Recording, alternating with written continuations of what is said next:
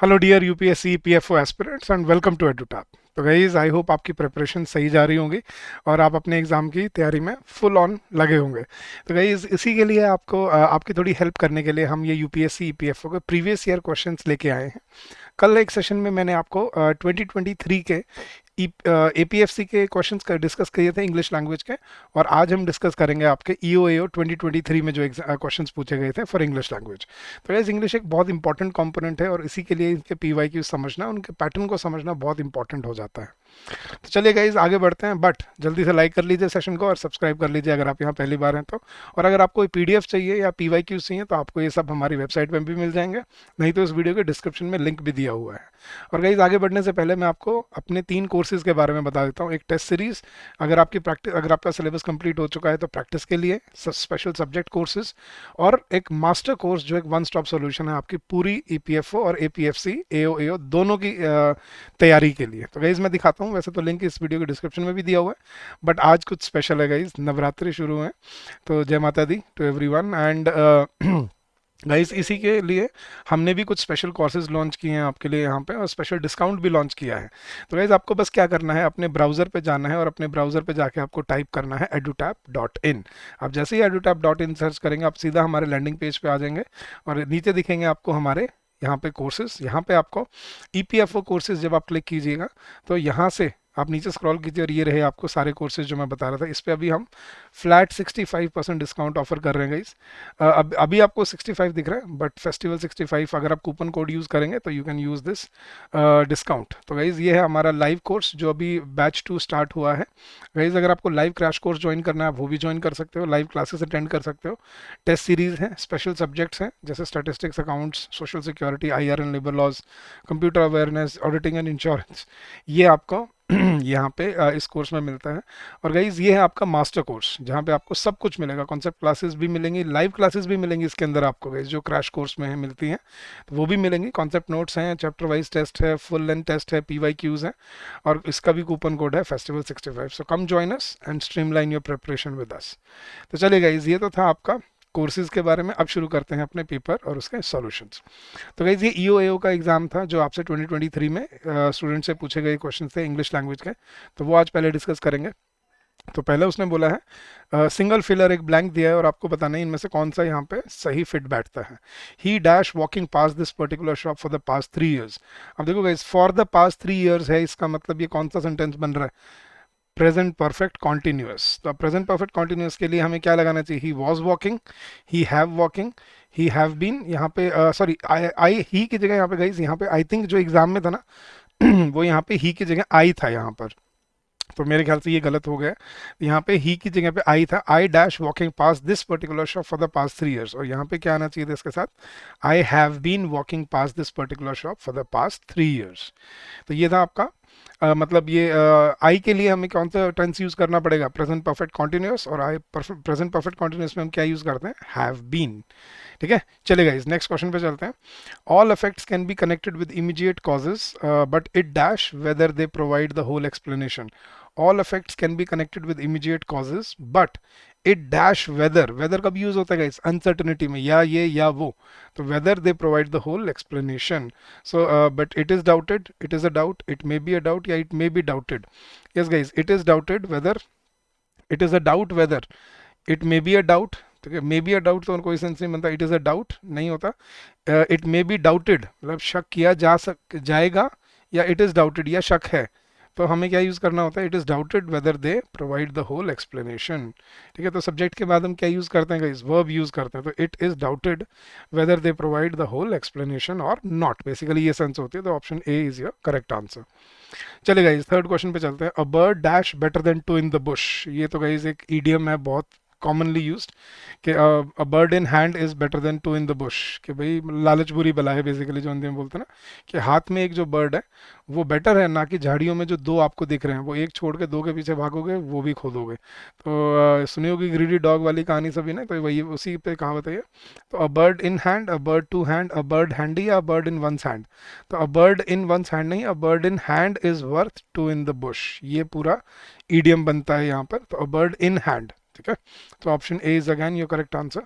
Next guys, human history is ample proof that human ambition dash no limits, कि हमारी history में ये बहुत बहुत प्रूफ है इस चीज़ के कि ह्यूमन की एम्बिशन की कोई लिमिट नहीं है। ह्यूमन एम्बिशन जहाँ तक मुझे लग रहा है नोज नो लिमिट आना चाहिए, है कहीं पे? Yes, knows no limit, keeps no limit, crosses no limit, marks no limit, या नोज नो लिमिट, के भाई ह्यूमन एम्बिशन जो है, हमारी चाहत जो है वो कोई, इसकी कोई सीमा नहीं होती, हम जो चाहते हैं वो पा सकते हैं। So human history is ample proof that human ambition knows no limit. तो प्रेजेंट इंडेफिनिट में रखा जाता है और इसकी कोई सीमा नहीं जानते, तो नोज नो लिमिट यहाँ पे करेक्ट आंसर है। चलेगा इस question number 5, good history present several perspectives on a period but these divergent views must dash into an integrated whole. कि अच्छी हिस्ट्री एक पीरियड पे अलग अलग पर्सपेक्टिव्स देती है, लेकिन डाइवर्जेंट व्यूज को एक इंटीग्रेटेड होल में आपको कन्वर्ट करना होता है पूरी हिस्ट्री को समझने के लिए। तो must be made into, must B fused into, fused into तो हो ही नहीं सकता, फ्यूज का मतलब भी होता है कनेक्ट करना, मस्ट फिट इनटू, या must be balanced into an integrated whole. तो यहाँ पे गाइस क्या आना चाहिए, good history present several perspectives on a period but these divergent views must fit into, fit नहीं, मस्ट बी बैलेंस या must be made into, must be balanced into an integrated whole होना चाहिए, इसे must be made into. तो must be the history, देखो good history जब पढ़ रहे होते हो आप तो it has to be made into an integrated whole. So option A is your correct answer. Good history present several perspectives on a period but these divergent views must be made into an integrated whole. So option A is again your correct answer. आगे उसने guys एक comprehension passage दिया था, इस पे 5 question थे, तो पहले हम क्वेश्चन देखेंगे फिर अपने कॉम्प्रिहेंशन को सॉल्व करेंगे गाइस, ठीक है? तो पहला क्वेश्चन था guys, which of the following areas holds a common की position in the United Nations agenda 2030? Which of the following areas holds a common की position, environment, gender, globalisation, education. देखते हैं, पढ़ के समझ आएगा, लेकिन कीवर्ड क्या है, यूनाइटेड नेशन के एजेंडा 2030 में क्या कॉमन की पोजीशन है इनमें से? किस चीज़ की कॉमन की पोजीशन है? What is the role of education in sustainable development, ये उसने पूछा है कि एजुकेशन में रोल क्या है सस्टेनेबल डेवलपमेंट, एजुकेशन का रोल क्या है सस्टेनेबल डेवलपमेंट में, ये उसने पूछा है। फिर उसने पूछा है we live in a highly interconnected and interdependent world, what does this phrase mean, कि हम हाईली इंटरकनेक्टेड और इंटरडिपेंडेंट वर्ल्ड, मतलब ग्लोबलाइजेशन के ऊपर होने वाला है जहाँ तक मुझे लग रहा है। तो I think that's what it is. ये सेंटेंस हमें देखना पड़ेगा एग्जाम में, मतलब पैसेज में। The world's life supporting resources are being depleted at a faster rate than ever before. What does this phrase mean? कि जो resources हैं हमारे, अब इन नॉन रिन्यूएबल जो resources हैं वो बहुत तेज़ी से ख़त्म हो रहे हैं, तो यही इसका क्या मतलब है वो ढूंढना है। और there is an increasing recognition of the importance of global citizenship because कि क्यों global citizenship की को recognition दी जा रही है, increasing recognition मिल रही है उसको, उसका रीज़न हमें ढूंढना है। तो चलिए गाइस अब पढ़ते हैं पैसेज और इनको सॉल्व करते हैं। The world's life supporting resources are being depleted at a faster rate than ever before. ये पहला ही सेंटेंस में आ गया आपका क्वेश्चन, यही बोला है उसने, we have to change our practices and those of the world as a whole towards more sustainable future.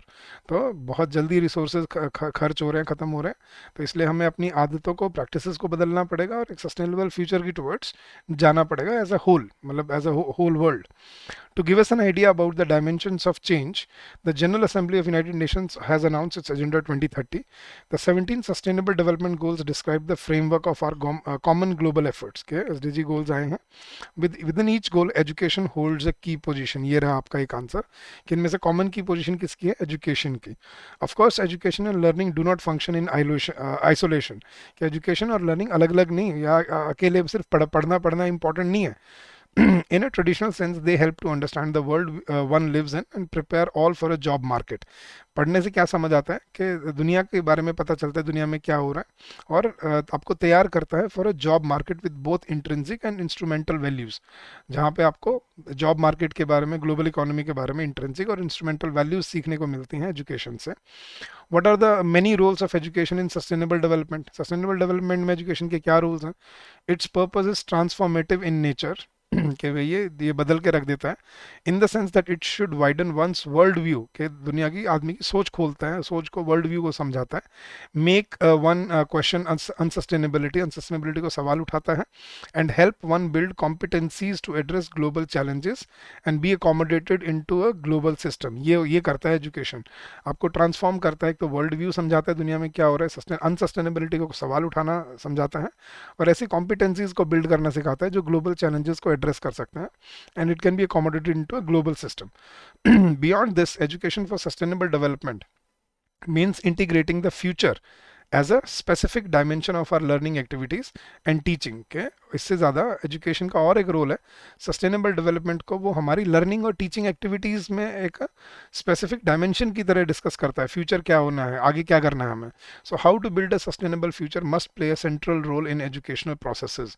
कि सस्टेनेबल फ्यूचर कैसे क्रिएट करें, ये एक सेंट्रल रोल होना चाहिए एजुकेशनल प्रोसेसेस का।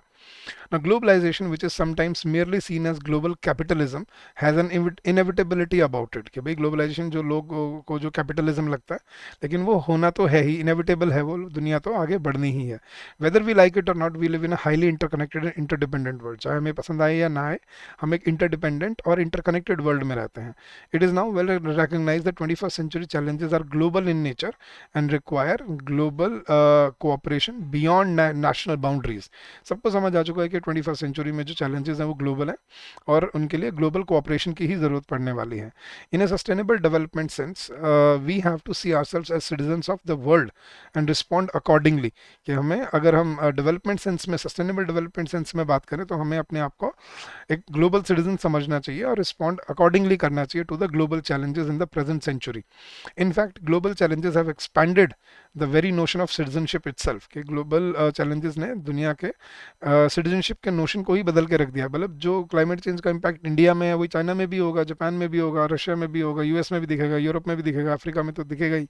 तो ये है, मतलब जब ग्लोबली सोचो, अभी सिर्फ अपने अपने देश की नहीं, अपने लोकल रीजन की नहीं, there is an increasing recognition of the importance of global citizenship. के भाई ग्लोबल सिटीजनशिप का मतलब क्या है कि दुनिया के बारे में सस्टेनेबल हमें बनना है, दुनिया के कॉन्टेक्स्ट में हमें सस्टेनेबिलिटी समझनी है। तो चलिए गए सब क्वेश्चन सॉल्व करते हैं। Which one of the following areas holds a common position in the United Nations agenda? Environment, gender, globalisation या education? Clearly education is the winner है, education is the correct answer. तो उसने mention भी किया और हमने मार्क भी किया था। ये होता है गाइस रिवर्स रीडिंग से।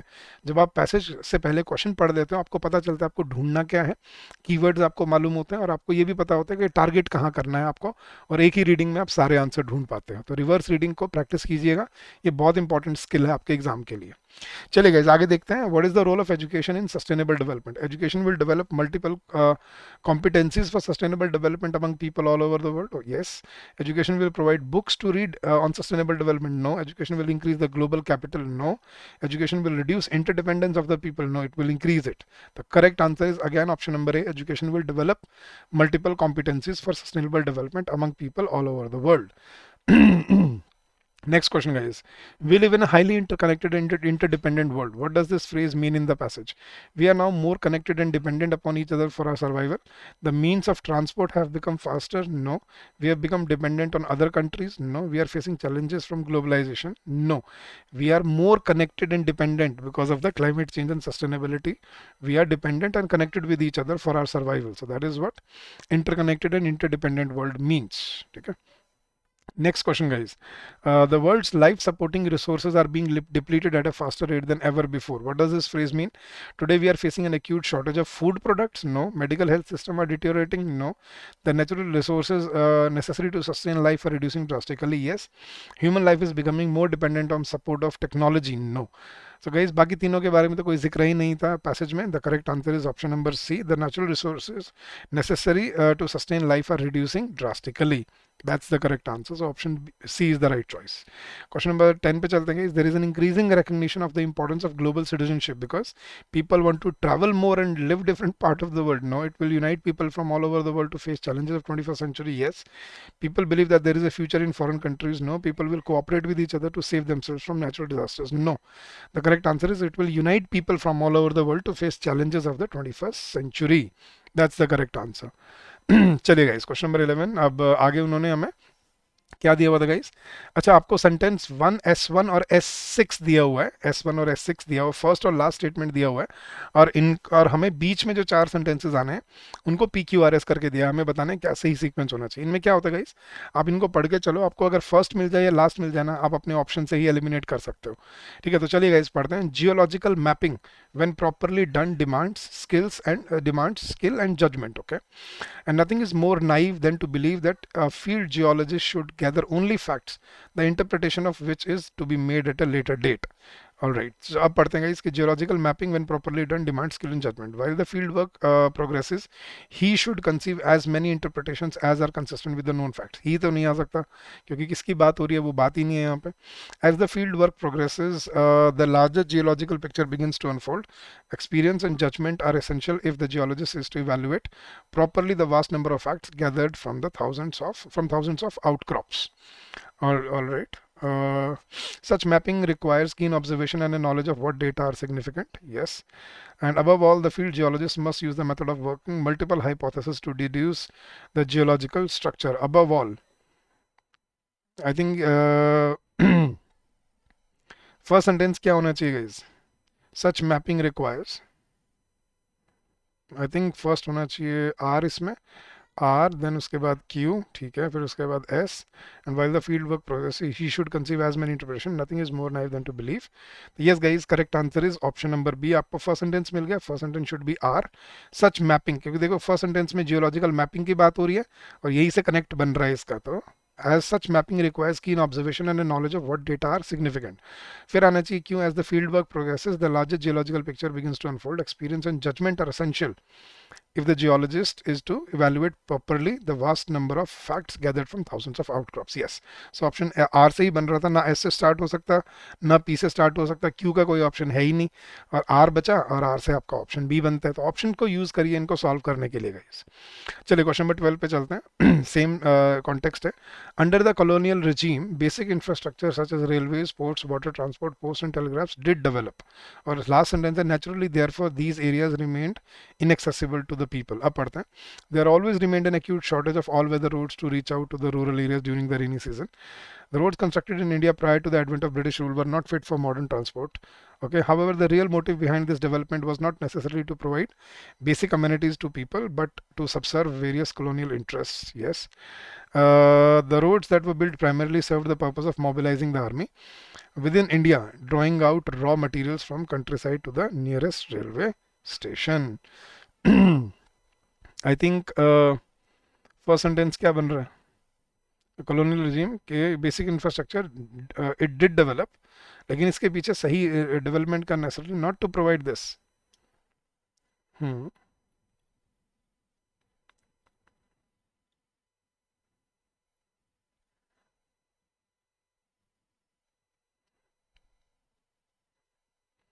हाँ, तो आई थिंक फर्स्ट सेंटेंस होना चाहिए गाइस यहाँ पे आर, फिर होना चाहिए क्यों were not fit for modern transportation. फिर आना चाहिए S, primarily served the purpose of this. Then P, there always remained an acute shortage of all weather road to reach out to rural areas, and naturally therefore these areas remained inaccessible. तो यही बात हो रही है. तो I think again first sentence should be R, second sentence should be Q, third sentence should be S, and fourth sentence should be P. तो R Q S P option D is your correct answer guys. एक से start हो रहा था, मैं confirm कर रहा था कि फर्स्ट के साथ सारा सीख, एक बार आपने जो फर्स्ट सेंटेंस मिल गया फिर कनेक्ट करके देखो कि कनेक्ट किसके साथ सही बन रहा है. तो R Q S P is the right sequence. चलेगा guys. Next question. Contemporary history is necessary but it is at best a tentative record. Contemporary history मतलब अभी की जो हिस्ट्री है वो ज़रूरी है, लेकिन at best it's just a tentative record. और S6 बोला some portentous events can be seen to be so from the moment of their occurrence, like the discovery of the new world. Others of comparable momentousness are hidden in obscurity. The relevance of the issue of proportion is significant. Okay, it possesses indeed a massive supply of public record, but it necessarily lacks the inner knowledge of politicians, minds of planners' proposals, and scientists' discoveries of technicians' breakthroughs. It also lacks perspective since it is bereft of sense of proportion. Yes, it is impossible just over just a few years of observation to estimate accurately the significance of various events.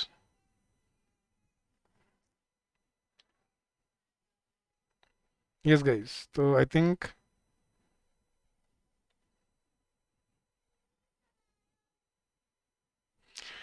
First sentence मुझे लग रहा है sentence S होना चाहिए. S से एक ही option बन रहा है. पहला होना चाहिए S.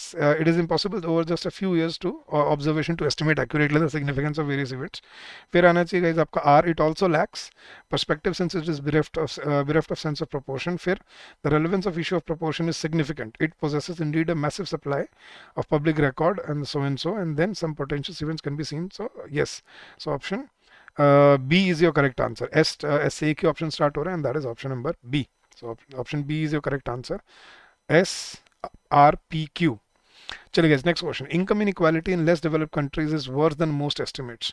Income inequalities less in less developed countries is worse than most estimates. Okay, the tax regime in these countries needs to be progressive and futuristic. चलिए, there is a staggering level of difference between the income metrics and the actual income of the prosperous in such countries. Yes, the effective tax rates are not really progressive. No, they need to be re-engineered to bring into the tax net the enormous sums of missing income, and they are even less so with regard to wealth.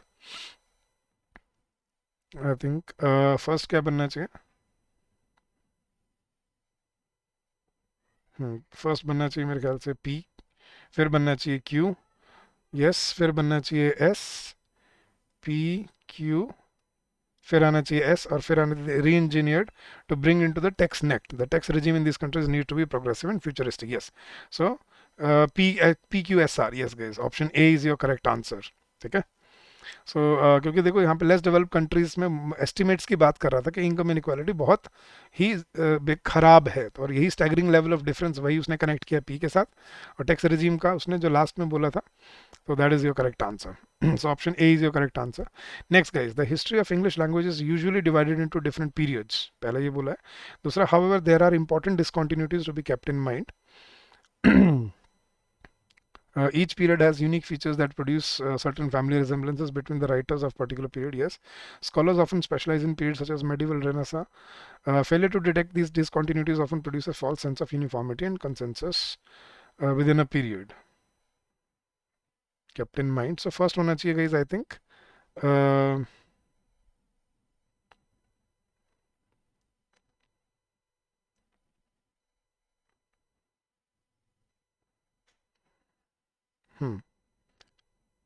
पहला होना चाहिए R आपका. Scholars often specialize in periods such as medieval, Renaissance, Romantic, Victorian, modern.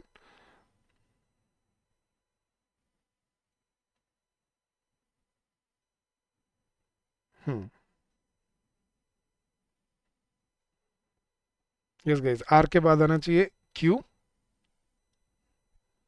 फिर आना चाहिए P, फिर आना चाहिए S. So R Q P S है. Yes, option B is your correct answer. So connect वहीं से बन रहा था आपका एस वन के साथ आर का, और आर से दो ऑप्शन थे. अब हमें देखना था आर के बाद क्यू आना चाहिए, एस आना चाहिए, तो R Q P S is your correct answer है गाइस. चलिए नेक्स्ट क्वेश्चन. अब हमें क्या पूछा उसने? एरर एरर डिटेक्शन के क्वेश्चन पूछे उसने. एक सेंटेंस को तीन पार्ट में ब्रेक किया और एक नो एरर भी दिया और बताया, पूछा कि किस पार्ट में एरर है यहाँ पे. तो चलिए गाइस सॉल्व करते हैं. Ramesh liked his friend's music player to his own. अब गाइस ऑफिशियल आंसर की देखोगे ना, अब गाइस अब बहुत सारे बच्चे कमेंट करेंगे सर ऑफिशियल आंसर की में ये दिया हुआ है या वो दिया हुआ है. ये समझ लेना, इसके ऑफिशियल आंसर की के बाद इस पे रेट भी डलती हैं, उसके बाद आपको बोनस मार्क्स भी मिलते हैं.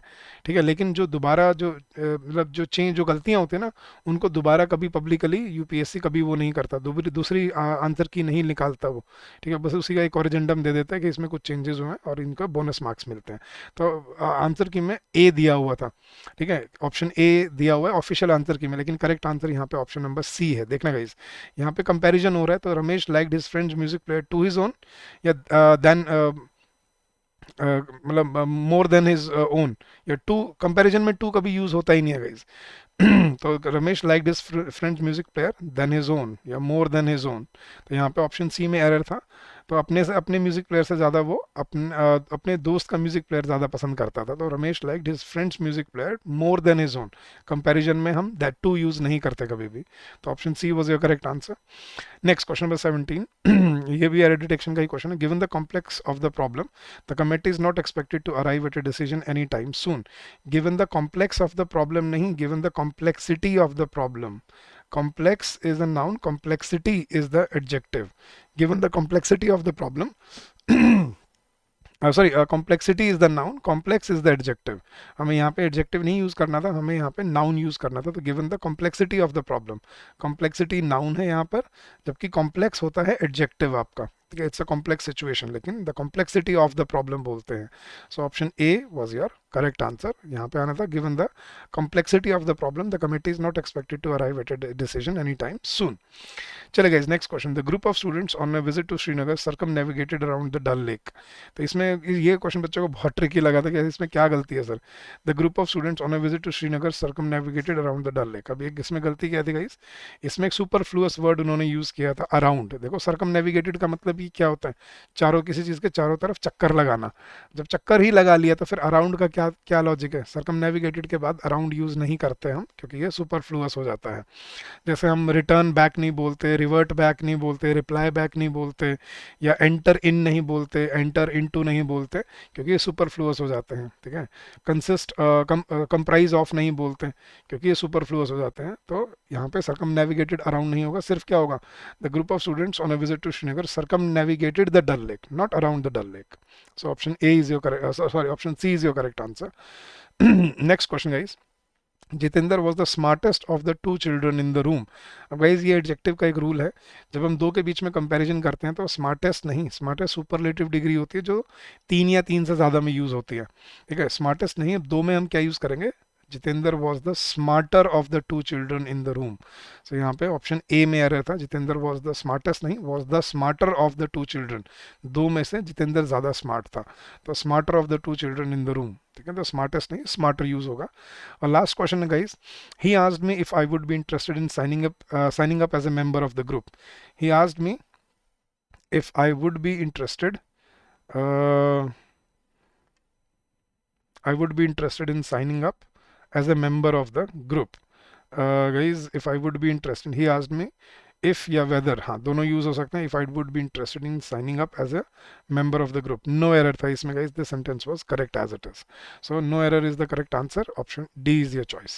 so guys, ये थे आपके PYQs EOAO के 2023 एग्जाम में. और कल मैं आपके लिए 2021 एग्जाम के भी पेपर क्वेश्चंस लेके आऊँगा, ताकि आपको और PYQs में समझ आए कि कैसे आपको लेवल एग्जाम में देखने को मिलता है और कैसे आपको तैयारी करनी है. लेकिन अगर आपने तैयारी अभी भी शुरू नहीं की है या कर रहे हो और आपको लग रहा है कि आपको कॉन्सेप्ट्स की, कोर्सेज की ज़रूरत है, तो आप हमारे इन 3 कोर्सेज में से किसी भी कोर्स से जुड़ सकते हो. टेस्ट सीरीज, स्पेशल कोर्स और मास्टर कोर्स. इनका लिंक आपको इस वीडियो के डिस्क्रिप्शन में मिल जाएगा guys, go checkout the link. और यह मैंने आपको इस सेशन के स्टार्टिंग में आपको दिखाया भी था, आप हमारी वेबसाइट edutab.in पे भी जाके हमारे कोर्सेज को बड़े आराम से एनरोल कर सकते हो, सर्च कर सकते हो. So come join us, streamline your preparation and make your journey fruitful and beneficial for yourself. Guys, कोई डाउट रहे, कोई क्वेरी रहे, you can always call us on this number during the office hours, which is 8146207241, or you can also drop us an email at hello@edutab.co.in. That's our official email ID. So thank you so much once again guys. I hope this will help you in your preparation and in your journey ahead.